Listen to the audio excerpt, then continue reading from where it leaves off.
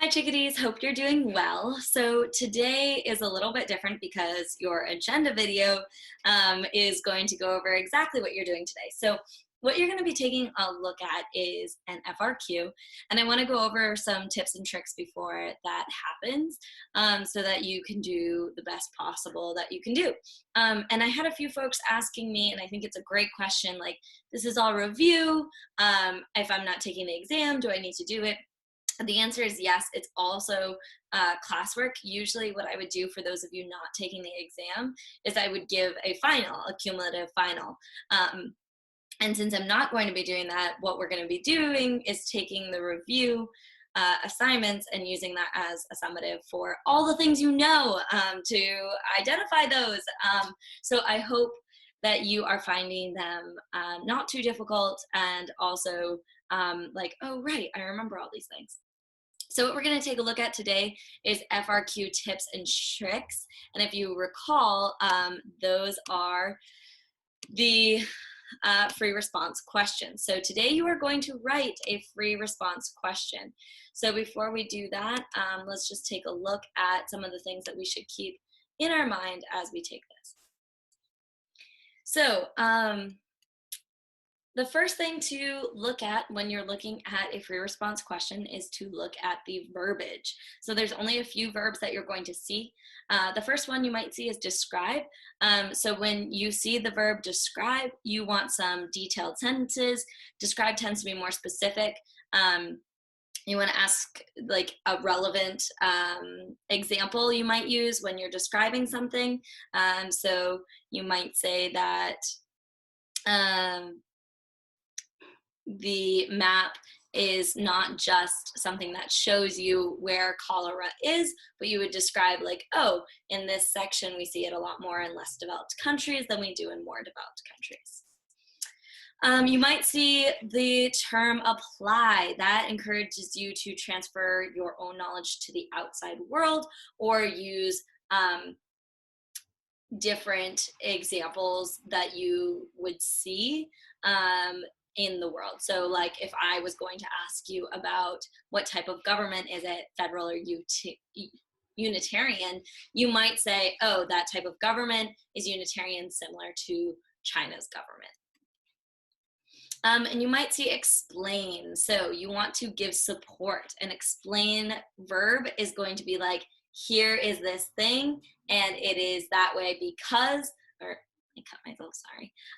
Or it is that way due to something. So it should be a compound sentence. It should be bringing in a relationship, a process, a pattern. So explain the degree. And this is a kind of a tricky one, but I want to go over it. So if you try to explain that you are angry,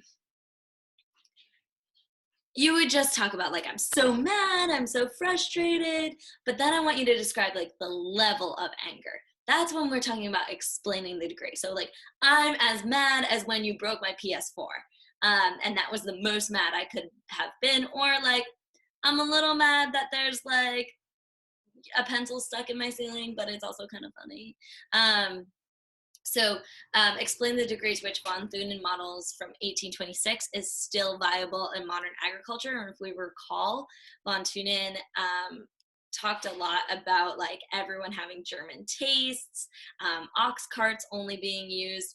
So you would say something like to the degree. So the classic von Thunen model has been antiquated in many ways due to agribusiness practices such as canning, refrigeration, freezing, container shipping, and other methods to keep food fresh. However, the von Thunen model continues to be very relevant through many community-supported movements. There are significant numbers of people who want fresh food from local and relatively nearby areas, and those organic sales are going to happen within those rings that von Thunen has. So it continues to be relevant. So it's to the degree, like, yes, it's not totally wrong, but to this degree of like local farms, it still works. All right, so on the FRQ, you are also going to see a stimulus, and today's FRQ has a graph for you. It might be a graph, it might be a map.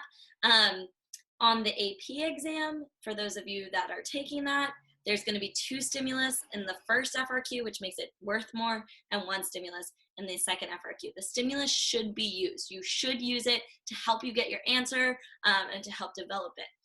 So only analyze what's in front of you. Don't infer anything that's not there.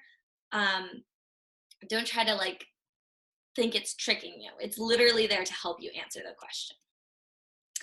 So you might see a changing scale of analysis as your 2 FRQs, and I really, really, really, really, really need you to get this part. So when we look at maps, when we're looking at this map, we'll notice that there's scales of analysis. The first one that we see is country scale, and that is on this global map, we see that they're showing it to you by country. Now they could do it without the borders, and then it would just be global, and it wouldn't be by country. So the first map and the second map are both by country, right? But then the second map goes by state.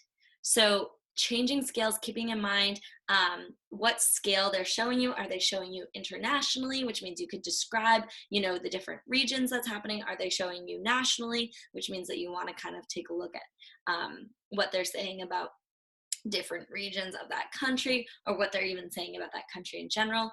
And then they might even go deeper to state, county, town. I doubt it. I think they're going to do global and national. And so that's the difference, small scale versus large scale. And what's confusing about small scale versus large scale, take a look at these images of New York. This is actually a large scale map. It's giving us a lot of detail. This is a small scale map. It's giving us not so much detail. It almost looks zoomed out.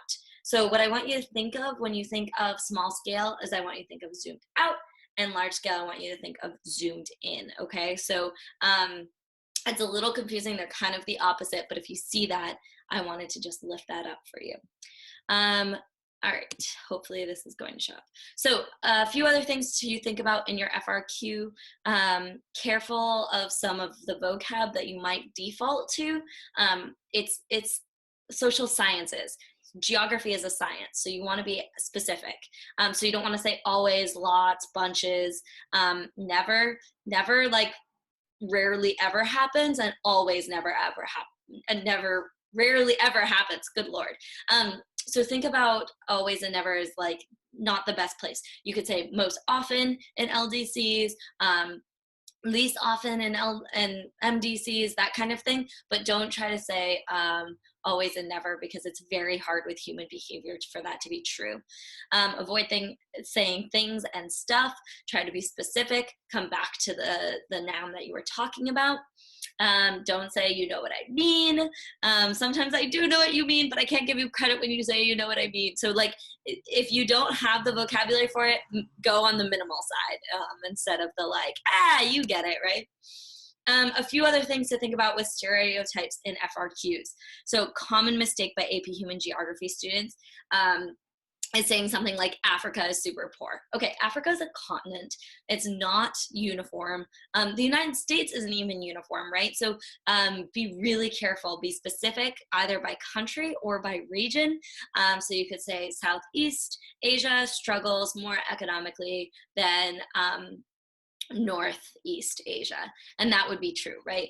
All women don't go to school, and they all have lots of babies. Well, we know that isn't true. We know there's some countries where the GII is almost at 0. Why are you doing this? There we go.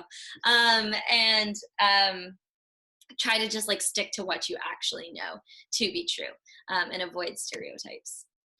So what to do today? You are going to read the FRQ. You are going to breathe.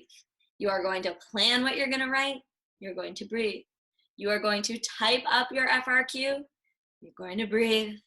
And you're going to submit and get yourself a nice drink of water. Give yourself a hug. On the actual AP test, you'll do it all over again. But for today, it's just 25 minutes. And then you're going to be done with class. Class is going to take you all of like 30 minutes today, I promise. Use your laptop, make sure it's plugged in. On Google Classroom, you'll see a link. Once you start, it starts the timer. So make sure that you are ready to begin. For those taking the AP test, there's a mandatory meeting next Wednesday at 11, and you will need to be there to learn more about the nitty-gritty of the FRQs on the test. But for today, you will see your practice FRQ. Put your name. You have 25 minutes. There will be a timer up at the top.